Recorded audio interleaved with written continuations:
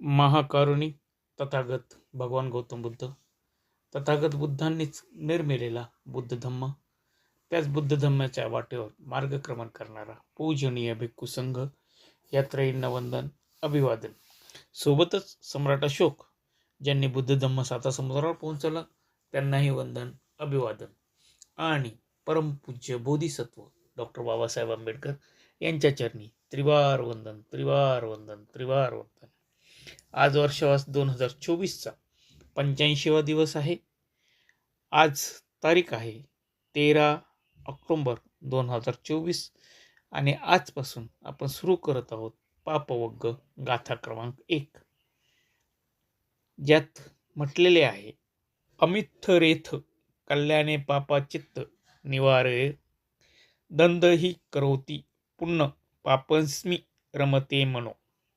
अर्थात सत्कार्य त्वरेने करावे, चित्त दुष्कृत्यापासून दूर करावे. सत्कार्य करण्यास शिथिलता आल्यास मन दुष्कृत्यात रमते. त्वरेने करावे याचा अर्थ कुठलंही सत्कार्य करताना मी आज करू, उद्या करू, परवा करू, मी नाही केलं तर दुसरं कोणी करेल, मी का करू, अशा प्रकारे सत्कार्याला जर विलंब केला तर सत्कार्यापासून मन दुसरीकडे वळून ते दुष्कृत्यामध्ये रममान होण्याचा धोका असतो. सत्कर्म कुठली म्हणायचीच तर सत्कार्य म्हणजे मंगलवाणी, समाजाप्रती मंगल भाषेत बोलणे, चांगल्या भाषेत बोलणे, सन्माननीय शब्दरचना करणे, हे मंगलवाणीचे द्योतक आहे. मंगल आचरण ज्या पद्धतीने आपण लोकांशी बोलतो, लोकांशी वागतो, लोकांशी संवाद साधतो, लोकांशी संबंधित राहतो, त्या प्रत्येक गोष्टीमध्ये आपलं आचरण हे मंगल असायला पाहिजे, आल्हाददायक असायला पाहिजे. त्यात कुठल्याही प्रकारचा अहंकारीपणा नको, त्यात दुसऱ्याचा मानहानी करण्याचा कुठलाही उद्देश नको. मंगल चिंतन ज्यावेळेस आपण एकटे असू त्यावेळेस मनामध्ये ज्याची जाणीव फक्त त्या व्यक्तीलाच असते की मनामध्ये काय चाललं आहे, तर त्यावेळेस आपल्या मनामध्ये नेहमीच मंगल चिंतन म्हणजे चांगल्या गोष्टींचं चिंतन करायला पाहिजे, चांगल्या गोष्टीबाबत विचार करायला पाहिजे.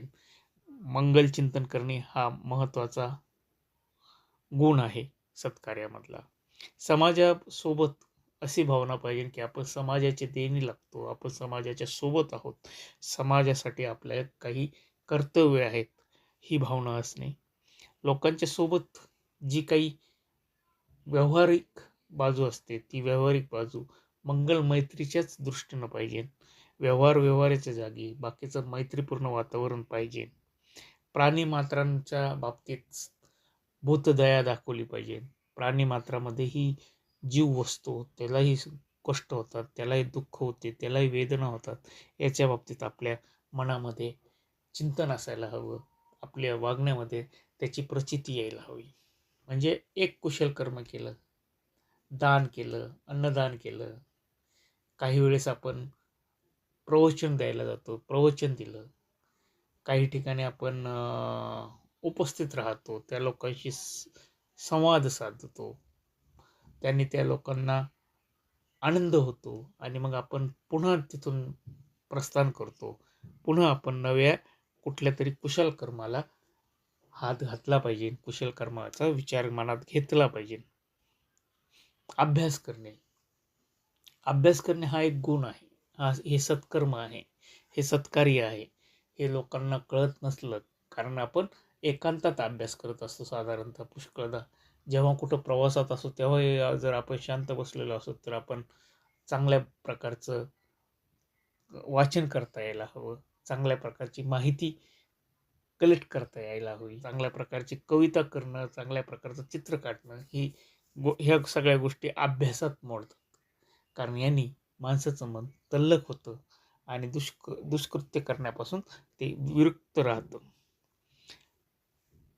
एकंदरीत चिंतनाचा स्वभाव ठेवणं, चिंतन करत राहणं आपल्याकडून काही चूक होऊ नये याच्यासाठी सतत जागृत राहणं हेच सत्कृत्यामध्ये मोडतं.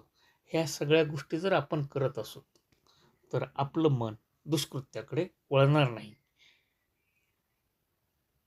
उदाहरणार्थ, जे शेत असतं त्या शेतात जर आपण ज्वारी पेरली, गहू पेरला, मका पेरला, इतर काही पेरलं आणि जर ते पेरल्यानंतर आपण त्याची वाढ करण्याच्या हिशोबाने त्याच्या आसपासचं तण जर उपटून टाकलं तर त्या मूळ झाडाला चांगल्या प्रकारे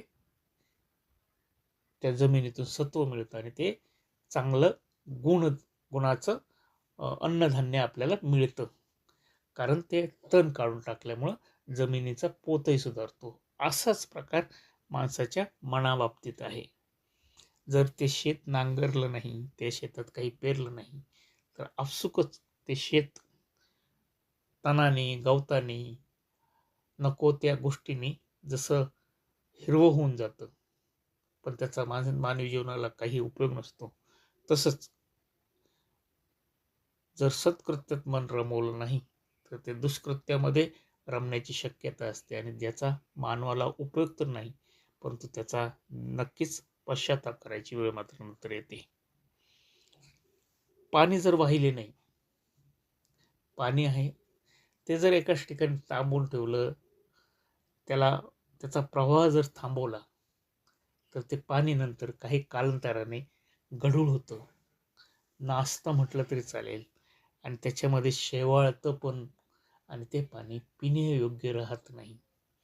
अर्थात जर आपलं जे काही कर्म करायचं आहे तर एका कुशल कर्माच्या पाठोपाठ दुसरं कुशल कर्म करत राहणं म्हणजे प्रवाह जिवंत ठेवणं हे गरजेचं आहे. घोड्याला जर नियमित चालवलं नाही तर तो दौडणे विसरतो. घोडा हा आपल्या उपयोगाचा असला तरी त्याची नियमित देखरेख करणं गरजेचे असते. त्याला शिकवणं गरजेचं असतं. त्याच्यापासून जे आपल्याला हवं आहे ते मिळवायचं असेल तर तो त्या कलेमध्ये प्रवीण राहायला हवा. जर त्याला आपण नियमितपणे व्यायाम दिला नाही, त्याला नियमितपणे खुराक दिला नाही तर तो दौड करणं विसरतो. मनाचंही तसंच आहे. मनाला जर सत्कार्यात रममाण केलं नाही तर सत्कार्य करण्याचा तो विसरतो आणि अर्थातच जेव्हा सत्कार्य करत नाही त्यावेळेस मन त्रयस्थ न राहता ते दुष्कृत्याकडे रमते. म्हणून सत्कार्यात सलगता हवी, त्यात शिथिलता नसावी, अन्यथा मन अप्रिय गोष्टींकडे लगेच वळते.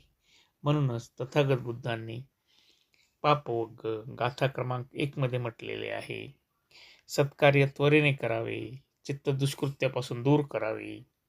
सत्कार्य करण्यास शिथिलता आल्यास मन दुष्कृत्यात रमते.